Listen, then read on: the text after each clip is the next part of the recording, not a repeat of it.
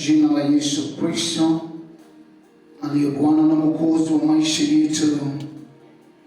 Karibu katika kipindi cha Gombo la Chuo kinacholetwa kwako na mtumishi wako Apostle Dennis Laje.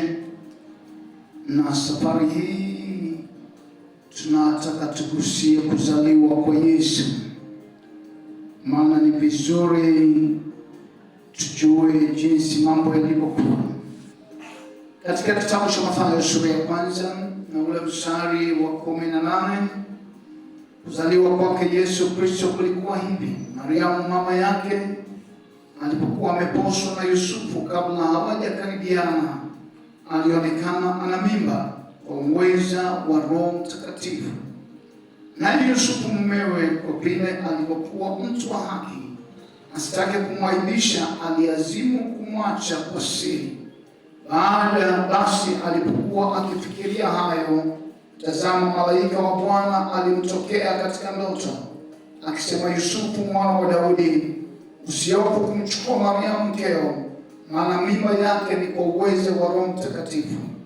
Naye atazaa mwana, nawe utamwita jina lake Yesu, maana yeye ndiye atakayewaokoa watu wake na dhambi zao. Hayo yote yamekuwa ili litimie neno lililonenwa na Bwana kwa uchungu wa nabii, akisema, tazama, bikira atachukua mimba, naye atazaa mwana, nao watamwita jina lake Imanueli, yaani Mungu pamoja nasi. Naye Yusufu alipoamka katika usingizi, alifanya kama malaika wa Bwana alipomwagiza, akamchukua mkewe, asimjue kamwe hata alipomzaa mwanawe, akamwita jina lake Yesu. Naomba unisikilize kwa makini. Hapa kuna jamii, kuna ndugu Yusufu pamoja na dada Mariamu wakiwa katika hali ya uchumba, na ghafla Yusufu anatambua ya kwamba yule mtarajiwa ana mimba, na kwa sababu Biblia inasema alikuwa ni mtu wa haki, hakutaka kumwaibisha, alitaka amwache kwa siri. Mambo haya lazima tuyafundishe wakati huu, hata kama Pentecostal wengi hawaamini katika seasons, lakini ni vizuri kuamini nyakati kama hizi ili tuweze kuweka msingi wa hisia ya mambo yalivyotokea.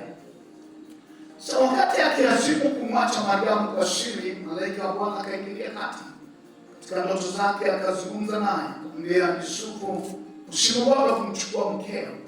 Biblia inasema mkeo, tayari ule uchumba ulikuwa umeshafungamanishwa. Kwa hiyo ni mke wake, japo hawajajuana kimwili.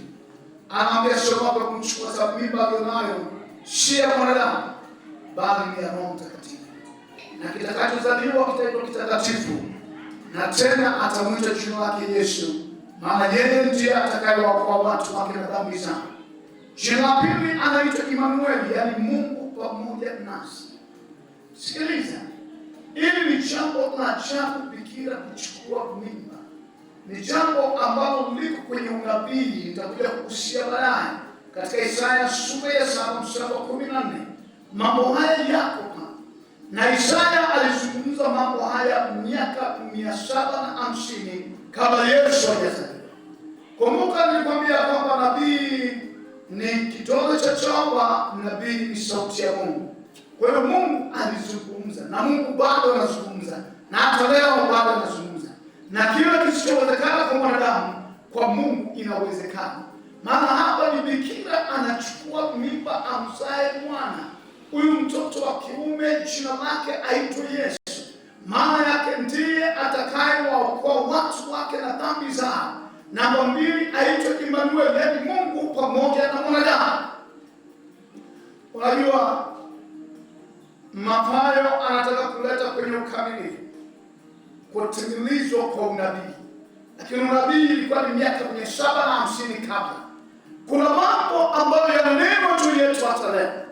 Mashaka yetu, hofu yetu husababisha mambo hayo yanachelewa. Na hapa tunamwona tena kijana Yusufu akitaka kumwacha mkewe kwa siri, hakutaka kumwaibisha. Lakini kwa nini? Kwa sababu mke wake mtarajiwa ana mimba, na mimba sio yake. Ili jambo ni la ajabu. Mungu aingilie kati maisha yetu, atende kama vile anavyotaka yeye, si kama wanadamu wanavyotaka. Kuna mambo mengine ni mazito, lakini Mungu mapenzi yake yatimizwe. Ndipo Yesu alipofundisha kwamba tuombe kwamba Baba yetu uliye mbinguni, jina lako litukuzwe, ufalme wako uje, mapenzi yako yatimizwe duniani kama mbinguni. Kuna mapenzi ya Mungu ni magumu kuyatimiza hapa duniani. Inabidi mbingu iingilie kati ili yakatimizwe na hapa duniani. Mpendwa, kuna kitu kitazaliwa ndani yako cha ajabu. Naona huduma ikizaliwa ndani yako. Naona wito mpya utazaliwa ndani yako. Naona ndoto mpya zinakuja ndani yako. Naona watu watashangaa kwamba haya yatawezekana. Ndiyo, yatawezekana. Jina la Bwana libarikiwe. Mungu akubariki. Ningoje kwa awamu ya pili katika jina la Yesu.